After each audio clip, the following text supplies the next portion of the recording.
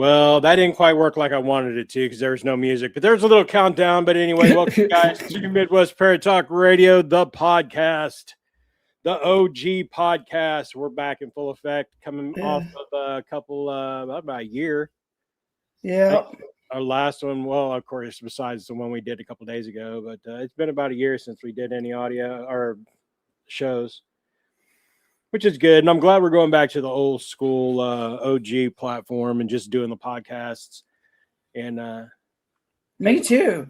I don't have to comb my hair or put my pajamas. I don't have to take my pajamas off. It's so much easier to do this when you're comfortable. Right? It is. And, it is. I think it takes some of the pressure off too, because I got to make sure that I don't pick my nose or I'm not scratching things or. Well, I don't do that, but. Yeah, okay. Yeah, okay.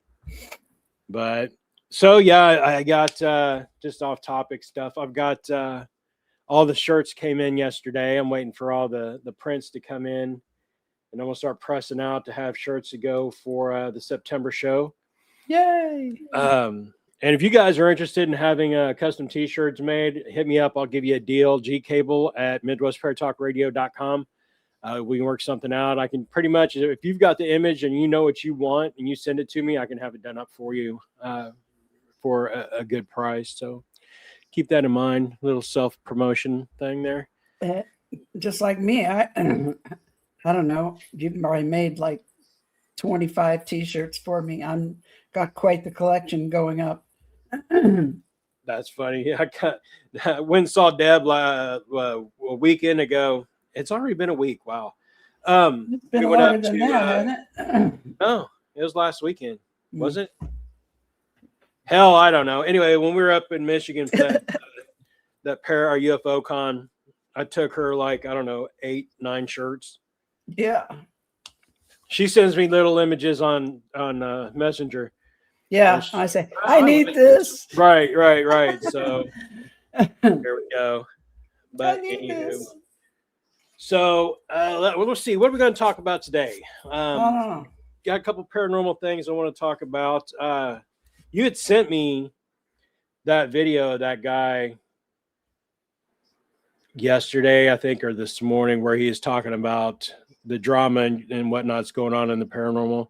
Mm-hmm. And it's funny because I've been seeing a lot. It comes in waves, and I'm sure it does, like in the ufology field. Paranormal unity and can't we all just kumbaya, get along and bullshit like that. And they've been preaching that since 2000. 26 years later they're still bitching about the same thing, and honestly it's kind of ridiculous because now I don't know if any of you guys have noticed, but if you're following any of the TV personalities on Facebook, on X, or Insta, or any of that, you see them bitching about, this person's doing this and this person's doing that. I think the latest in the ongoing saga is Nick Groff and Tessa Groff have been invited, along with Jason Hawes and Sherry Devanetti and a couple of other, which I met both Jason and Sherry at the Evansville Horror Con a couple of years ago, 2-3 years ago. And a couple of TV personalities that were on Ghost Hunters way back, season 2-3, Amy and Adam, are a little upset because they weren't invited to a particular paranormal con and have been talking mad crap about the people that have been invited to this. And I'm like, you guys are pathetic. Man, it sounds like the cafeteria at my freaking junior high school, for God's sake. Yeah, exactly. And it's a bunch of whiny little bitches. It's pettiness, and it's silly. The whining speaks more about the whiner than it does the person that they're whining about. Right. God damn. I put the Marlboro down. I don't even smoke. That allergies, man. I got a notification on my phone. It's like my English. pollen count is so high right now. That's probably why I got a headache too. Whew, Lord, I had to go to the store this morning as I had to go out in that mess, and now I came back in and I sound like I've smoked Marlboros for 50 years or something. But it's the allergies, I think. But anyway, I don't even know most of the people that I hear in the rants, and I don't know most of the people that are ranting. Because I honestly haven't paid that close attention to any of it for a while. Mm-hmm. I obviously recognize the bigger names, but and if you'll notice, they're not particularly the ones doing all the squealing and crying. Right. I mean, I admire like Jason for taking the high road and not allowing himself to get pulled down into some kind of verbal fist fight, over silly shit. I mean, it's juvenile and immature, and come on now. I mean, I do paranormal stuff. I mean, obviously I'm the UFO girl, based on my history and my life and all, but I'm very much interested in paranormal, been that way for 30 years. Mm-hmm. I know there's a connection somehow. And that's kind of what led me to it to begin with. But right. My thing is, I do what I do because I love it. And I'm driven to find proof of the things that I feel are truths. And when I do find stuff that I feel like is good evidence, I want to share it with the world. I'm not trying to hoard shit or be the first one or the best one or anything like that. I'm like, here, check this out, man. This is so cool. And I thought when I got into the paranormal community, that's what it was about, going out and doing what you love and practicing your passion and spreading the knowledge around for everyone to share. Right. So we could all grow from it and become better investigators and get closer to the truth altogether. But that doesn't look like what these guys' goals are. To me, it looks like their goals are fame and money and exposure. And well, I mean, I'm not into that. I just think that's silly. Let's look at it for what it is. Jason Hawes has been doing this for how long? A long time, probably 20 years or more. And he probably has a little money from it, but he doesn't have enough money to quit being a plumber. Right. I mean, he didn't have enough money to buy the Conjuring house. He had to get a GoFundMe set up to help do it. Right. I mean, he ain't like, a multi-billionaire or some shit like that. Right. So, I mean, I don't know that there's money to be made in TV in the paranormal field. You know what? I want to get on TV. Oh shit. My mic's falling in my face. Hold on. I want to get on TV, but I want to do it for the right reasons. I want to present my evidence. And then at the end of the day, people look at it and go, oh, that's nothing. That could be this, or that's pretty compelling stuff. That's pretty good. And tune in next week and see what else we have to present. I don't care about the money. I don't care. Like you said, I just, it used to be like that with some of the teams that we used to run around with, is like, we would present it, get the evidence, we do the investigation, get the evidence. And like, for example, our EVPs, I would send to Crystal and NKYPS when they were around and doing their thing. And she would listen to it and she might have a different take on it than what I had on it. So we would discuss and the possibilities and, what could be going on in the background or this, that, or the other. Or, the same with you. I send stuff to you all the time. Hey, listen to this. What do you think? Mm-hmm. But it's the collaboration of evidence that is important in the field versus, oh, can't we all just get along? I'm so tired of bringing up Facebook and all. I know I'm in a lot of paranormal groups on Facebook, and it's just constant. Did you see where they're bitching about this person and then they're bitching about these people? And there's a guy on YouTube. He's a big skeptic when it comes to the paranormal. He's like the James Randi of psychics, Hmm. but he's the James Randi of the paranormal field. You know what I mean? Yeah. And he's gone after Jason, and him and Jason had a conversation, and now him and Jason are cool. I think that some of the stuff, I mean, for being poser investigators and being called out by this guy is kind of funny, because I see his point of view and where he's coming from. Just being sincere and present your evidence and show us what you've got. And instead of doing the I'm better than you kind of mentality, which is all over the place. But this guy, his name is Beardo, and I've seen a couple of them videos. yeah, he's talked about. There was a story today that I saw come out where there's some guy in Ohio doing an investigation about these children that had abnormally elongated heads. Oh, cool. And he's spewing a whole bunch of crap about it, and Beardo called him out on it. And none of the stuff that the guy was saying from Beardo's research is true, that he was just doing it for the clicks. But he called these kids that had this defect melon heads. Yeah, that's rude. Right. And that's what Beardo said. He's like, I mean, he ripped him a good 10 minutes just for trying to, talk smack about these kids that had these abnormalities. But there was some hospital in Ohio that's what they specialized in. And that's why there were so many children that had that abnormality there at that location.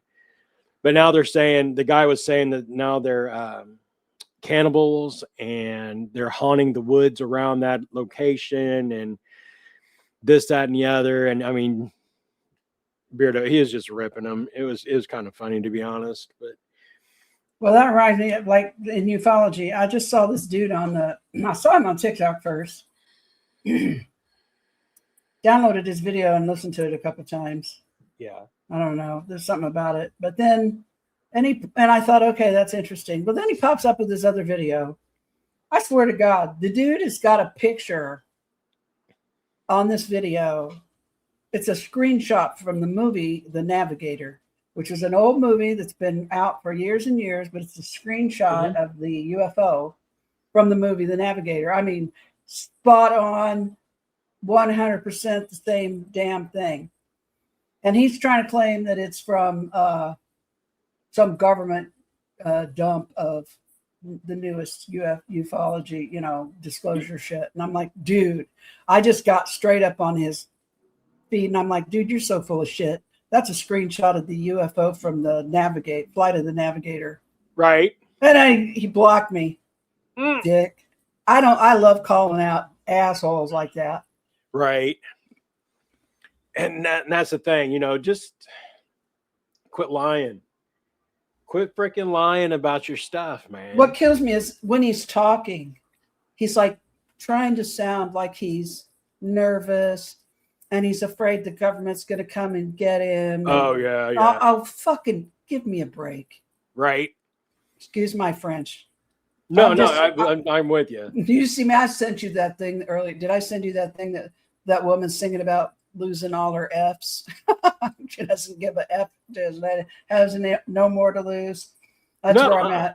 Oh, okay, I'll send it to you. That's where I'm at, though. I'm too old for this nonsense. Don't play with me. I've seen too much. Yeah, and that's kind of where I was going with the whole, paranormal unity thing, is that I'm so tired of hearing about it. It's I'm tired of hearing about government disclosure and how we all need to be afraid, and they're demons, and the government says they're all bullshit. Yeah. Bullshit. That is the dumbest shit I've ever heard. And I'm insulted that you would even think I would remotely believe that shit. Right. I'm just saying, that's how I feel. And if other people in ufology don't like that, I don't care. Well, get over it. Don't talk to me then. Let's explore that for a minute. So, okay. So somebody is saying, we need to be scared, and they're demons, and they're this and they're that. So, okay, say that they do make contact. We have first contact, right?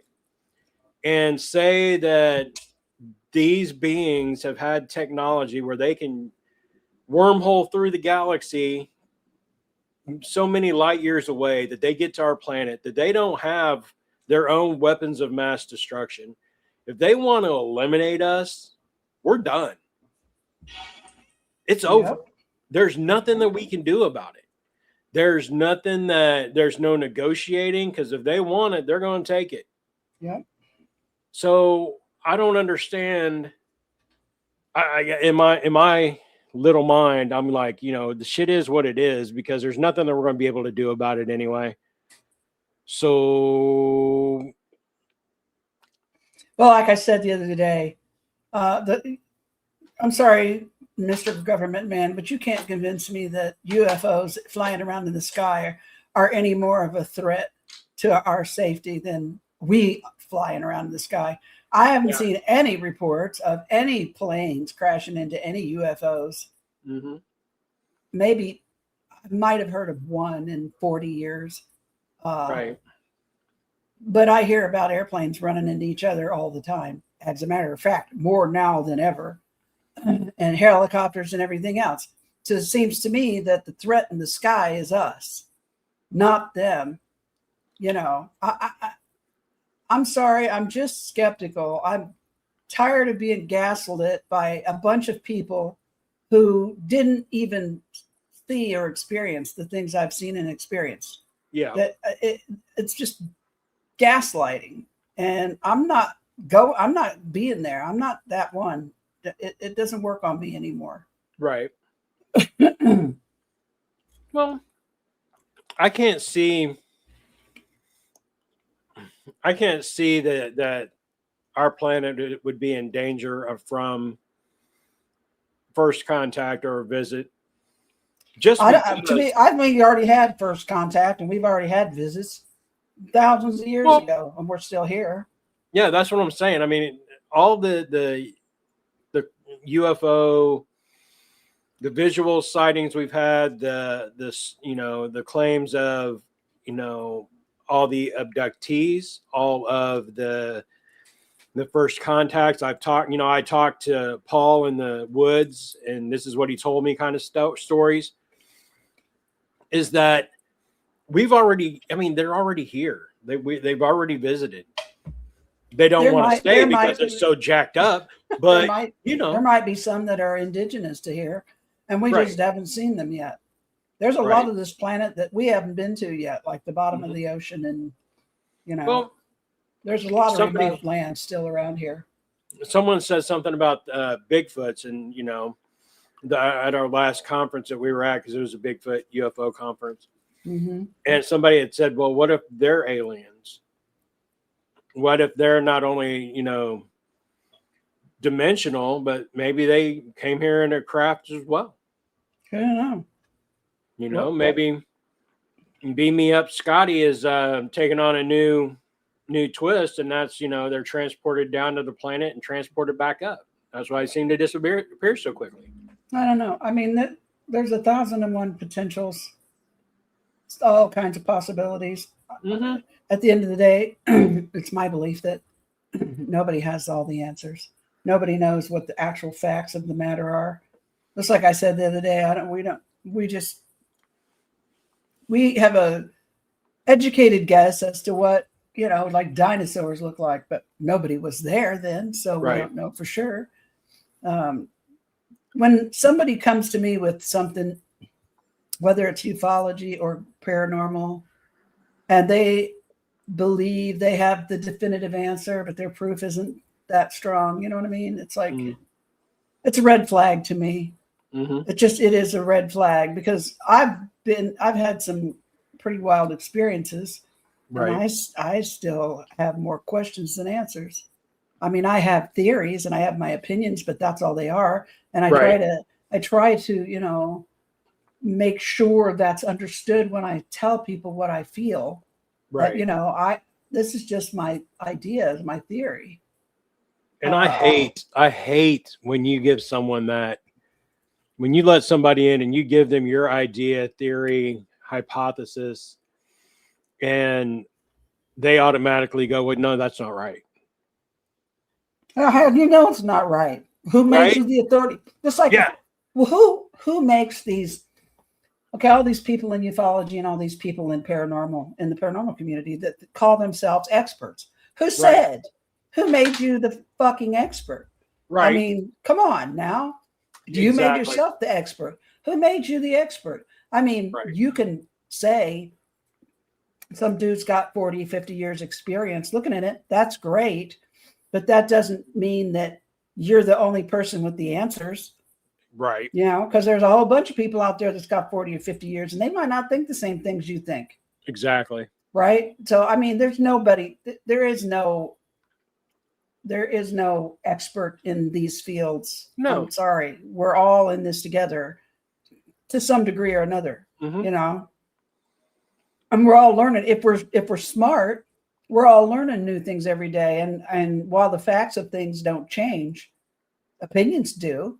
Right. And if you're truly open-minded and truly want to learn, your opinion is going to change after a while, because you're going to get more data come in, more knowledge comes in, you know, and that's what forms our opinions.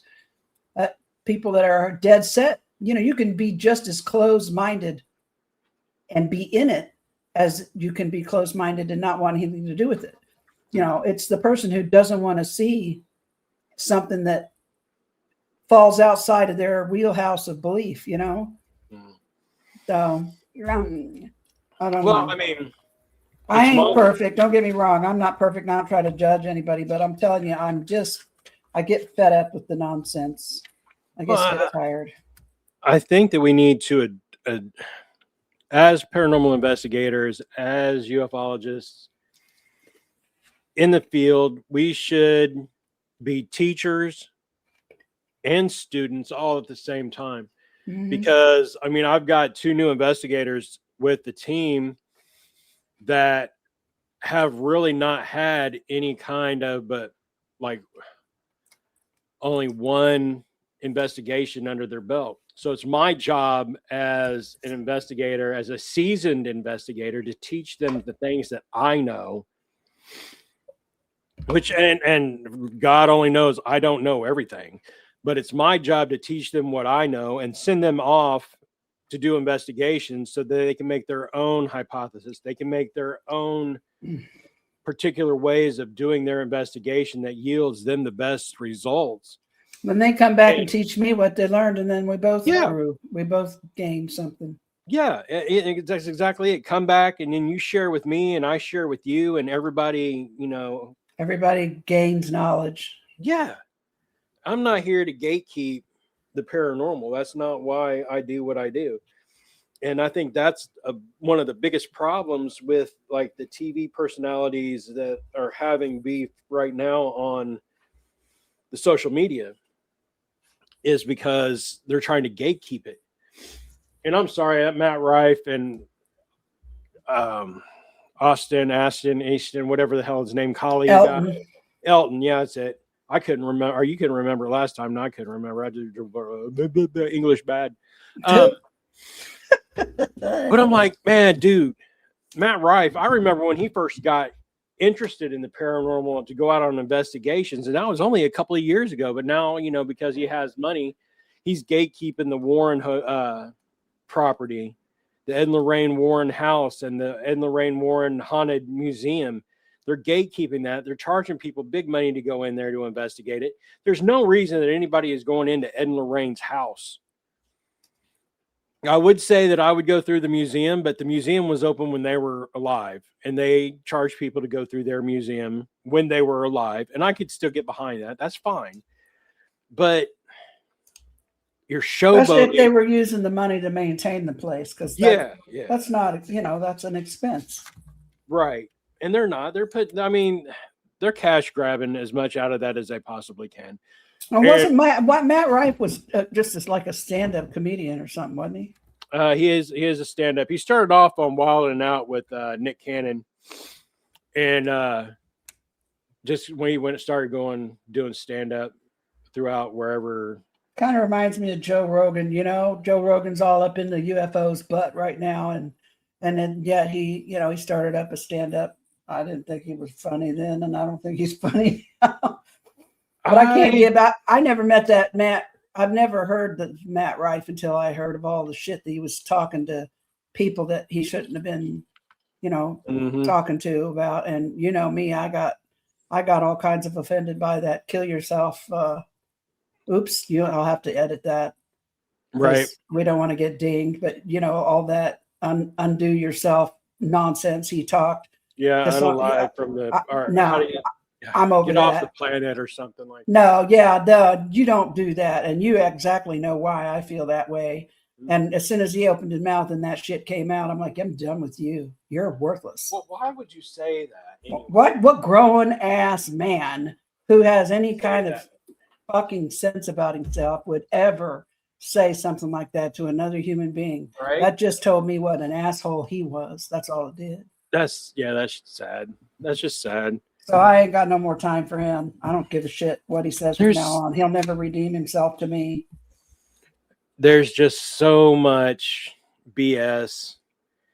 And, the thing is that, like I was saying before, it's the big names in the field that are causing so much of the rift within the field right now.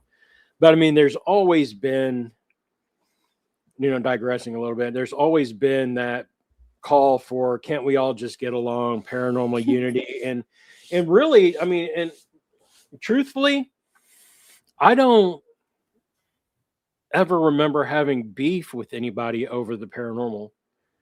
I've always worked with different teams. I've always, consulted with different teams. I've always collaborated. I loved working with different teams and collaborating. Right? I mean, it was fun, and we got a lot done, and it was productive, and it was a good way to go. There was never any animosity within the field. We went out and had a good time with each other, and nobody said that's my EVP. You can't play that. No, we all got that. It's ours, and it belongs to the world because that's why we do this. Right. And I've never in a million years of doing this have I had anyone give me any grief about any kind of evidence. I've had words with people on socials about, like, well, we were talking about the last show, some of the apps that you can get on your phones, and I don't use those apps on the phone other than to toy around or play with, but I don't use them on investigations. You can't legitimately use those as evidence to be able to present to a client because of them being an app. But I mean, I had words with someone about that, but it wasn't even like oh, you're stupid, you don't know what the hell you're talking about. It was a good, honest, opposing discussion, debate that we had. And at the end of the day, nobody walked away mad. And I just think that it's just like anything else in these fields. Somebody's always got to do something to put drama into it, just, kick the honeypot or kick the hornet's nest around and cause the issues. And I just don't understand. I don't understand people like that, because I just want to investigate and have a good time, get evidence, present evidence, go to cons and meet people and talk, spooky stuff. I mean, that's why I'm in the field and I do what I do. And I mean, and talking spooky stuff and talking silly shit like this is why we do the podcast like we do, and have been doing it since 2011, 2010. Damn, we old. You're old. What are you talking about? We. Huh? Yeah, I'm old too. I just got up before the show started and I was like, oh, my God, why? Deb, tell me why my body just hurts. And I said, I don't know. When you figure that out, let me know, because I'd like to know too. Right. We are a hot mess. I swear to God. And that's why, our shows have been flow, because one of us will fall apart. And about the time that one gets back in order, the other one falls apart. It's like we're on this cycle, this cyclical thing. You're hurt now. Give it a month or so. You'll get better, and then I'll go down. And then you'll go down again. Something happened with your stem or something. We're always. I swear ridiculous, man. We feel like we're like, what were we talking about? If reincarnation is real, then people maybe come back in pods or clusters. We must have been in a cluster, same pod of people the last time we were here. Oh, yeah, hell yeah. And I honestly, I mean, I think it's funny because my parents and I had this conversation. I don't know if we talked about this last week or not, or just you and I that were talking about it. We went out to lunch last week and we were talking about pods. And I brought up to him, I was like, in a previous life, I was talking to my dad. I was like, I could have been your mom, or, I could have been your brother, your sister, your uncle, your dad. But in some way, shape, or form, our family members and our friends, even our not so good friends, and even some of our people we don't care about at all, are intertwined in one way or the other. Mm-hmm. And, you and I we were related somehow, some way in a different life. Yeah, it had to be. And your soulmates, Deanna and I, we were together one way or another in a previous life, I believe. And the thing is, I believe like spouses, soulmates are on a different level than a pod level. Oh yeah. So one way or another, your energies are going to find each other and latch back onto each other in a next life, or in a next existence, I should say, next plane of existence. I feel like we're all connected anyway, so that's probably one of the reasons why. Oh, there is a spiritual 6 degrees of separation for everybody on the planet. We're a thread. We're just. I read somewhere something about a golden thread one time, and I don't know what it was in context, where I read it or whatever, but it sounded like it made sense. Like we were all stitched together with a golden thread. Yeah. So somebody in the audience, if you guys out there know what I'm talking about, shoot me something, fill me in on the scoop there. Because I feel like that feels right. That feels correct. You know what I'm saying? Oh, yeah. Yeah, I think so. And I just think that, like I said, there's 6 degrees of separations for every person on the planet. I thought that was 7 degrees of Kevin Bacon. No, 6. I don't know. I'm probably related to Kevin Bacon too. I don't know, one way or another. I don't know. I am related to Daniel Boone, though. Oh, yeah? Tidbit information, yeah. His brother, Israel. Yeah. Or Isaac. Was it Isaac or Israel? I can't remember. His brother is my grandfather, my dad's great-great-grandfather. Well, there's a couple of people I know that are famous I'm allegedly related to, but I have no proof. So we have family trees and all that going way back. Well, I had a cousin, like a third cousin, reach out to me on Ancestry. Yeah. I had done DNA on there, and as well as 23andMe. Uh-huh. But and she reached out to me, and she felt that she believed she had evidence that I was related to somebody named Hal Roach, who was a pretty famous producer in Hollywood back in the 40s, I think. Had a production studio. Yeah. And when I saw the pictures of him and his daughter Margaret, I'm like, holy shit, they look just like my mom. And it's from my mom's side. My mom was adopted when she was a kid out of a orphanage in Louisville when she was 2. And the pictures of my mother when she was young, and pictures of Hal Roach's daughter, and actually pictures of me when I was young, we all have the same shaped face and everything. And it's like, you can kind of see there's some kind of resemblance there. So I don't know. She never got back to me. She was supposed to be reaching out back to me with more information. And I got to thinking, if I am related to these people, I'm pretty sure that they would not be absolutely thrilled that I am related to them, right? Being who I am in the UFO community and all that shit. They'd be like, "Oh my God, she's crazy." No, Well, it would just to me it'd be interesting to find. Well, I know when my mom's birth sister found my mom, and I got to meet her for the first time. I never really looked like a lot of people in my family, but then when I met my biological aunt, oh my God, I looked like she gave birth to me and not my mother. And then when we walked into her house down in Kentucky to meet her husband, when I walked in the house, he jumped up off the couch and ran over to me and said, "Oh my God, you look just like Dorothy when I first met her when she was young." And there was a big oil painting on the wall of the living room of my aunt and her two boys, and I had two boys. And I swear to God, it looked like me and my two boys. It took my breath. The only difference between her and I is that I was fair complected and they were all like a medium complected, but so it'd be awesome to it was kind of neat to feel like I actually belonged somewhere for the first time. You know what I mean? Oh yeah, for sure. I mean, not that I do my dad's side of the family. I have them, my cousins, and I love them and all that, but we're not a real super close family. And most of that part of my family are already gone. But and then the other one, my cousin brought up to me many years ago when I was doing some genealogy. I had started doing genealogy stuff for my mother when she got diagnosed with cancer because I was trying to figure out and trying to find some about her real family for her to know before she passed away.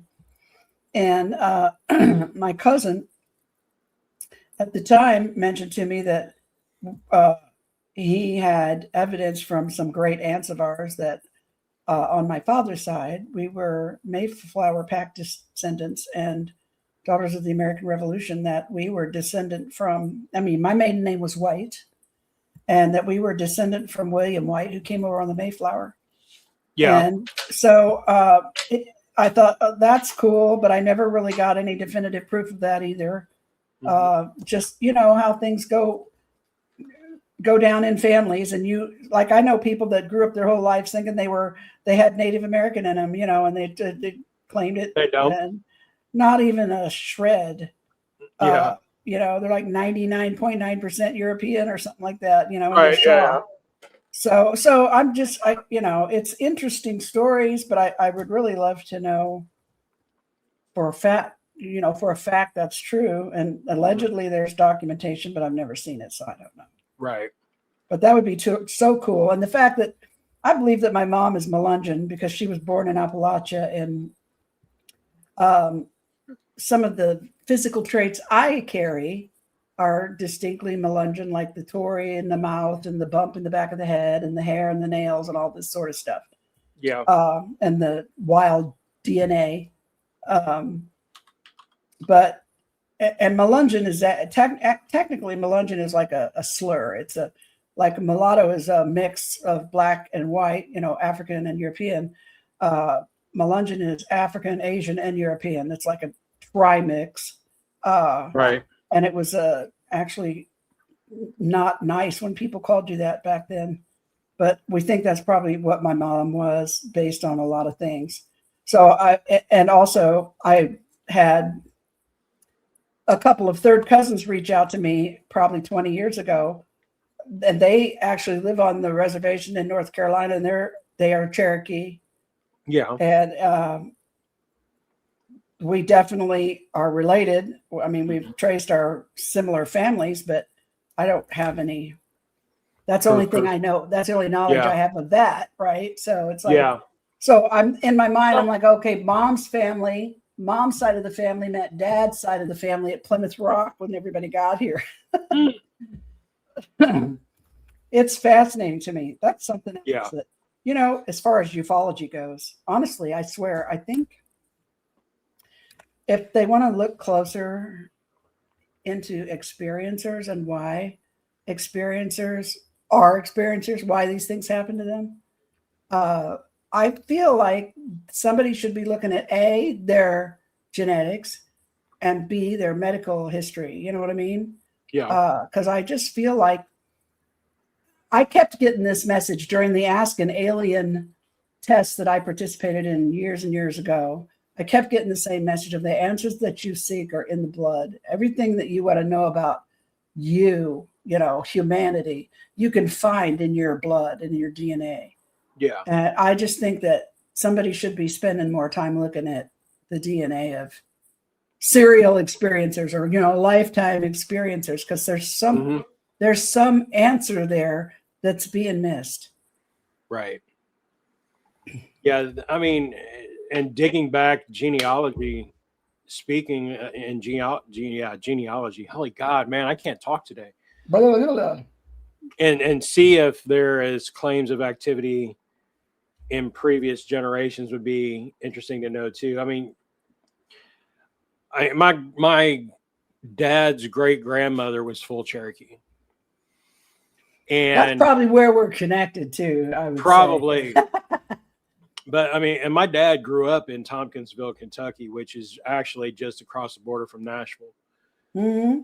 But he and see what's terrible about it is back then they didn't keep records. No. So there's nothing really to corroborate that other than family tales, you know. But I would really be interested to know if there was some way, and there's not, but it'd be nice to know if there were claims of activity from our ancestors that kind of go hand in hand with what we've experienced in the paranormal and ufology, and kind of, is there a parallel there that's happened? I don't know. I think it'd be cool to know that. Yeah, I would too. I mean, I don't really know hardly anything about my mother's birth family. Mm-hmm. So I don't know the extent of which this may be in their lives, if at all. On my father's side, I have had a couple of extended family members that have reached out to me after we didn't talk about all this stuff, you know, back then that often with family members, but I have since had a couple reach out to me who saw me on TV. And they weren't specific in their details, but they did say, first they said they were proud of me that I had spoken up, and they were proud to be a part of my family, and which meant a lot to me. And then basically, you're not the only person in the family who's had these experiences, but not elaborating on it, just letting me know that there's possibility that other family members or extended family members may have had these experiences. So there's that, you know, but I don't have detail about that. And I don't feel compelled to press them. I feel like if they want me to know, they'll tell me. If they don't, they don't. It's okay either way. I'm good with it. I mean, I don't need to know.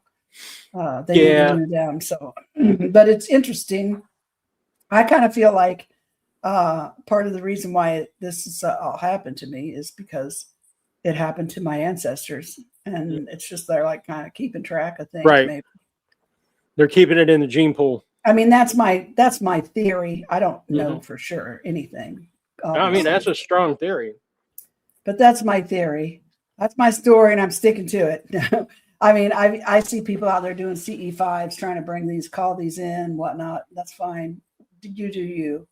But I don't need to do that. They found me. I wasn't looking for them, and honestly, wasn't interested at the time. But it is what it is. So, hey, you know, if you want to talk, come for a talk. You know, I'm not going to be going over to the Mexican restaurant and waiting for you at the bar. But you know, no, I feel that. I don't mind sitting outside under the stars at night watching the sky. That's for sure. I love being outside. That's part of why I think that, you know, that's probably. I have some Native American DNA. It's not very much. It's very little, but man, that shit is potent. Oh yeah. That spirit is strong because I feel the pull, you know, every time I step outside and I put my feet in the dirt, I'm all in. See, I'm odd. I mean, I like looking at the outside. You don't want to be out there. I like looking at nature, but I mean, if I have to look at it through my computer screen, that's even more the better. Because I mean, I like being out in it. I don't like the bugs, and they don't bother me though. You know, that's weird because when I go outside to hang out with friends and stuff, everybody gets ate alive. I might get something land on me, but that doesn't bite me, and nothing bites me. I don't get bit all night. It's like somebody sniffs me, and then they go back and tell all their friends, that one tastes like shit. Stay away from her. Right. I just and you know, honestly, I don't get bit. They just don't bite me. Mosquitoes don't really bite me either, but the flies and gnats, and if I've got a plate of food, everybody and bees are wanting to get on it, and I'm like, God, dog, man, come on. Go away. I'm lucky. They just, I don't have that very often. Every now and then I'll get a little pesky one that wants to sit on my shoulder. And rather than try to keep shooing him off, I just leave him and it'll sit there for, 30 minutes and just stare at me. It's like, oh, are you done now? Right. Uh, But I don't know, it'd be cool to know, like, did my great-great-grandfather have, paranormal or UFO encounters? And I'd love to know what kind. I mean, Mhm. did they just like see a light in the sky, or did they have some kind of contact, or was it really Right. physical, or what? That would be interesting to know, and I would love to know that too. I would love it if my cousins, if you ever hear this cuz out there, I would love to hear what you have to say. And what goes in my ear stays there. That's my rule. Unless you want me to tell somebody. Right. And I think it's fascinating too. And like, I've been part of a couple of discussions like this as well. It was why is it that a lot of the paranormal activity that investigators get are all of individuals of the past, like 1800s to mid 1900s, and it's very rare. And in my case, I mean, it's been very rare for me to pick up any kind of activity of recently departed or even within a decade of departure from this plane of existence for that evidence. I mean, I've gotten some evidence like that, but the majority of what we get is everything like, I don't know, 60, 70 years ago and back. So I think that's kind of interesting as well, as to why is it that we're getting that sort of evidence versus like loved ones that have just recently passed that aren't coming through. Is it that they don't know how to do it yet and it takes them that long to be able to manifest, to be acknowledged? Maybe it's the receiver. Maybe it's the receiver, not the Maybe. transmitter. Maybe it's the receiver. Maybe what you get depends on what frequency you're vibrating at. You know what I'm saying? Yeah. Because like I've said before, I believe there's been times when I've captured things, and I don't think they ever lived here anytime, any way, shape, or form. I don't even think they're dead. I think they're existing somewhere else, and somehow I have managed to momentarily tap into it, however fleeting it might be. So I think that it might be more tied. This is my opinion, more tied to the person receiving than the person than whatever is transmitting.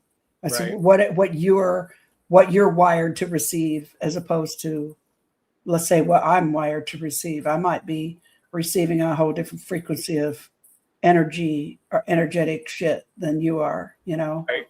So, and I don't know, I kind of feel like,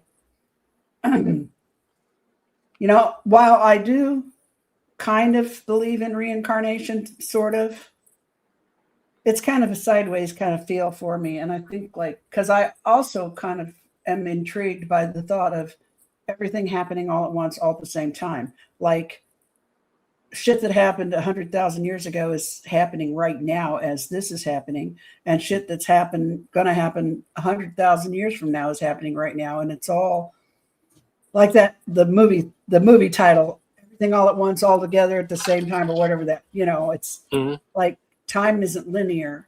Time is a loop that continuously loops upon itself somehow, and it's always rolling. So, and sometimes I feel like that's how come we capture what looks like something on repeat. It's because we keep slicing through that section of time, Right. over and over again. It's still happening over and over again. I don't know. It's just my brain gets a little overly stimulated sometimes, and I start thinking about wild shit like that. Well, I mean, it could be, a crossing of time loop, a permanent crossing of that time loop where we get the residual haunts. So say time circles and loops back through that particular time as it's looping through other dimensions. So you call it residual. I just call it, it's happening now, and it continues to happen now in an infinite number of timelines. See, I don't know. I have time thinking that, you know, a woman in the 1800s walking up a flight of stairs is that timeline is still active. As far as she's concerned, it is. She's walking up them stairs in the 1800s, and you're an observer. But see, you're just an observer. The way I look at it is that impression is just imprinted in time. Mm-hmm. So she's passed. It's just that particular action imprinted on the timeline. Well, that's certainly a possibility. That's one potential, but it could also be the potential that she's doing that right now in her space and time where she exists. It's as real as I am right here to me, you know. Have you ever given any thought to what's called quantum immortality? You know what that means? No. That's a fascinating concept that I stumbled upon a few years ago. Basically, to simplify it in a nutshell, when you die in this life, you just wake up in another one and continue on, and you carry on from in a different timeline that you were in. You know, like let me say, I'll go to sleep tonight in my bed, and I die in my sleep here in this timeline. Right. But I wake up the next morning as if nothing ever happened, but I'm in a different timeline, and I don't even realize it. I don't even realize that I've died in the timeline that I just left behind, because I woke up in a new timeline in a life that was very similar to the one I left, like maybe one onion skin over, one layer over from the time before, right? Right. So that I may not even recognize the subtle and minute changes, or I may have a moment of recognition and think, oh, glitch in the matrix. Oh, glitch in the matrix.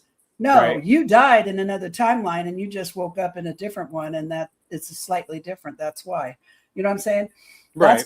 That's called quantum immortality. That really in essence means we don't really ever die, where we just drop off one timeline and jump into another one and don't ever know it. Mm-hmm. We don't ever realize it. So we just continue. So let me ask this. In that theory, in that ideology, so when, say, I'm 85 when I die. Yeah. So if we're following this premise, your family stand around you and they're crying and they say, and then you pass away and that's it. You get cremated and buried or whatever. Mm-hmm. But you wake up somewhere else. Right. Do you infinitely wake up as a child? Like, do you start over from the beginning again? Not necessarily. You could start over from 85 and continue on in that loop, or something could shift it and you could change. Maybe you could go to sleep having a dream of when you were a kid, and then you wake up as a kid in this next. I mean, I think there's a part of your consciousness that can navigate and guide you to the next one at whatever process you want to be in, you know? I mean, so yeah, I mean, it's just all food for thought. Right. It's food for thought. I don't want to come back as 85. If you don't want to, you don't have to. I would really rather go back to 15 and have 15 years where my body wasn't tore up. If I would come back, when was I at my best health? I don't know. I screwed up pretty bad by having kids early because of my pregnancies were so hard on my body and traumatic. Maybe Yeah. if I did, maybe 16 and know what I know now. Oh shit, I'd be dangerous. Yeah, but see, I don't think that you take those memories with you. You don't. You Then don't. every once in a while, you get the deja vu. Yep. A little bit of that. I can't. I mean, come on, people. Everybody out there, don't lie. There's been times when you have stood there and stared at something, and you've thought, "Oh, I remember that," Right. or "Oh, I recognize that," but you can't figure it out, and it drives you crazy. So you just finally leave it. You know, Right. Everybody does that. Everybody. See, I'm in. My brain just works on hyper speed overdrive all the time, and it just the older I get, the more it does that.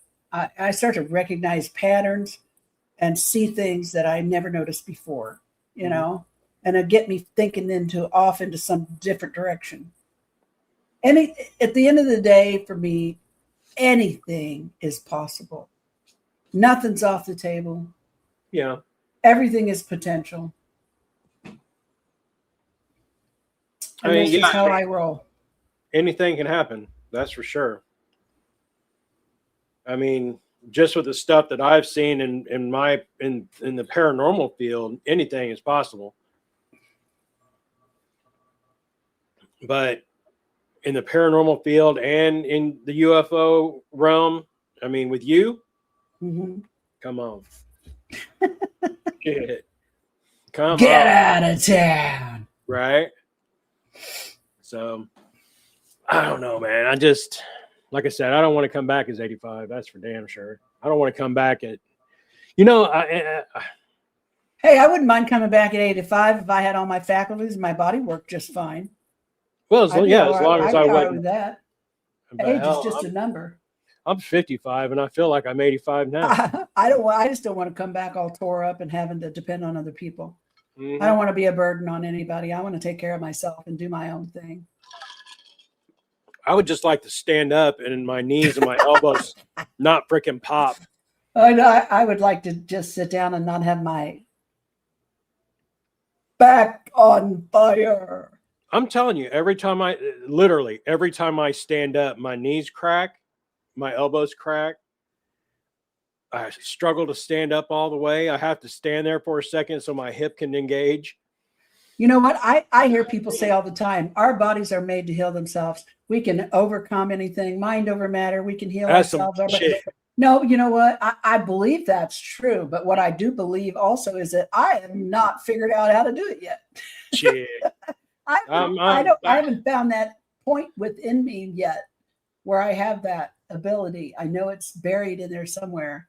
Man, I don't know about that. I got called bullshit because I've been this way for a long time, and I've been like, okay, this is going to get better. This is going to get better. This is going to get better. Guess what?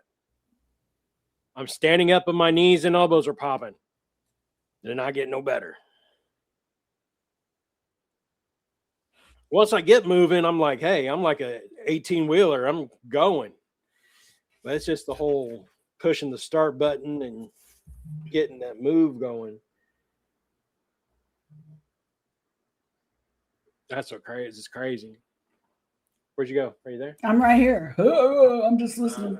I've been having weird pop-ups on my computer. Your internet is slow, and I'm running speed tests on it, and my internet is fast. I get those every now and then. I always have 5 bars on my little Wi-Fi thing, and everything looks fine. I don't know why it does that. Yeah, I don't know. Because it's our show. That's why. I mean, I haven't heard you haven't cut out at all, have I? No, there is a time where it started getting a little bubbly, and then it kind of worked itself out. But it was only that's probably my voice instead of the computer, though. Yeah, that could be. Oh, remind me this week to ship you back your iWatch charger. I'll just keep it until I see it. It's just a few weeks and I'll see it because I've got another one. Don't worry about it, dude. Okay. I was sitting there last night. I finally unpacked the little pouches in my bag. A couple days ago. I had procrastinated about it. I'm like, it'll be there. It's not going anywhere. And then your charger was in there. I was like, oh shit. Yeah, don't worry about it. I have one, and I'll just get it when we Okay. get back together. We're going to be headed up to Houghton Lake in a few short weeks, and I can't wait. Going to be, that's like 3 weeks. Mm-hmm. Let's see. Well, we got this next week. So 1, 2, 3, 4. We got about 4.5 weeks or so. Yep, you can still get tickets up there. The hotel is sold out, but there are other places around the area where you could get a room. Bring a pillow and a blanket, and I'll open up the bed of the truck for you. It's such a wonderful conference every year. I look forward to going, and I'm thankful to be able to go again this year. And I'm going to be, I'll be a speaker there. So you can come and hear me if you want, and pick up a book, pick up one of Greg's cool t-shirts. They're mainly going to be UFO related, Bigfoot related. Yep. I'll have a couple paranormal ones, but I figured that I wanted to do the UFO and Bigfoot and cryptoid type shirts on this one. But I can do whatever shirts you guys are interested in having if you wanted something done. Well, it's Michigan UFO Contact. It's going to be September 25th and 26th this year at the Lakeside Resort and Conference Center at 100 Clearview Drive, Houghton Lake, Michigan. And you can go to www.miufocon.com for more information or tickets. And you can also hit them up on their Facebook page at facebook.com/MIUFOCON. And I promise you, it will be a good time had by all. And if you know what a theremin is, there's a musician there. He's been there for the last few years, and I thoroughly enjoyed him. His name is Kroon, and he's going to serenade us with his theremin on Saturday night, and it is so surreal and so cool, and I absolutely love it. Does he play the Star Trek theme? No, actually, I haven't heard him. No, but he plays some really cool stuff, and it's so neat because when you're outside and you're stargazing and you hear that, it's like it just drop kick you into a whole different, state of being. It's just so cool. Well, yeah, there's tickets available for that. You guys go out on Facebook, Michigan UFO Contact on Facebook. Check it out. You'll see Deb's face on the people that are going. I'm looking at it right now.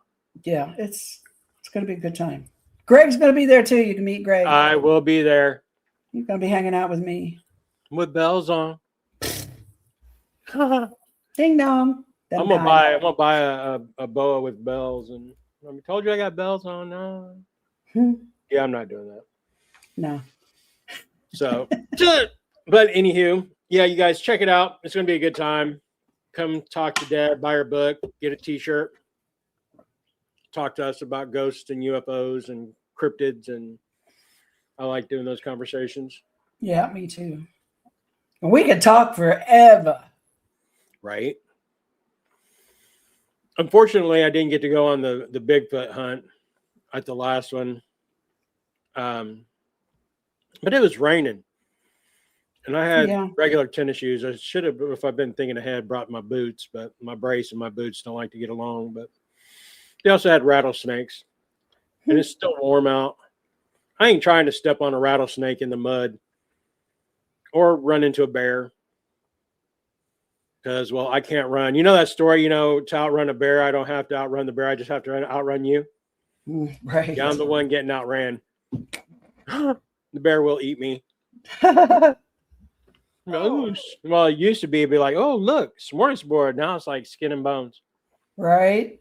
Greg's lost a considerable amount of weight. I have. I'm gaining a little bit of it back and doing some stomach crunch stuff and working on my arms a little bit. I got the resistant bands up on the door, and so we're getting there.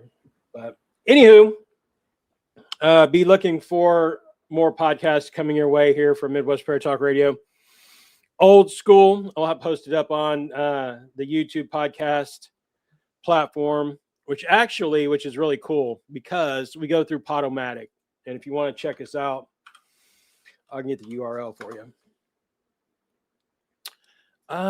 If you want to check us out, you can check us out on Spotify, Amazon Music, and Audible, Apple Podcasts, Player FM, iHeartRadio, Audacity, or Odyssey, AUDACY, Google Podcasts, which has become YouTube because they don't do Google Podcasts anymore, Guyana, Boomplay, Deezer, and of course, YouTube Podcasts. You can check us all out there. Just search Midwest Paranormal Talk Radio, and it'll take you to one of those podcast sites. So go look at the YouTube videos from 20 years ago and laugh at how silly we looked. I look the same. It's you that look silly. You liar. He's lying. Trust me, he is lying. Well, I mean, I was still shaving my head back then, but my face was as round as a bowling ball. Well, my hair was not white back then. It was short, though. That was short and not white. Now it's longer and white. I'm embracing my crone error. Don't mess with me. Don't mess with me. Yeah, there you go. That's hilarious. So, all right. Well, be looking for another podcast coming out soon, you guys. Deb and I'll get together and figure out when we're going to do it because we're both at home during the day now. So we don't have scheduling conflicts besides doctor appointments. Right. That's isn't that pitiful? Right. Hey, what are you doing this week? Well, I got 17,000 doctor appointments, but other than that. Right. Right. Oh, shoot. All right. All right, guys, out of here. We'll see you guys next time here on Midwest Paranormal Talk Radio. Deuces. Say goodbye, Deb. Goodbye.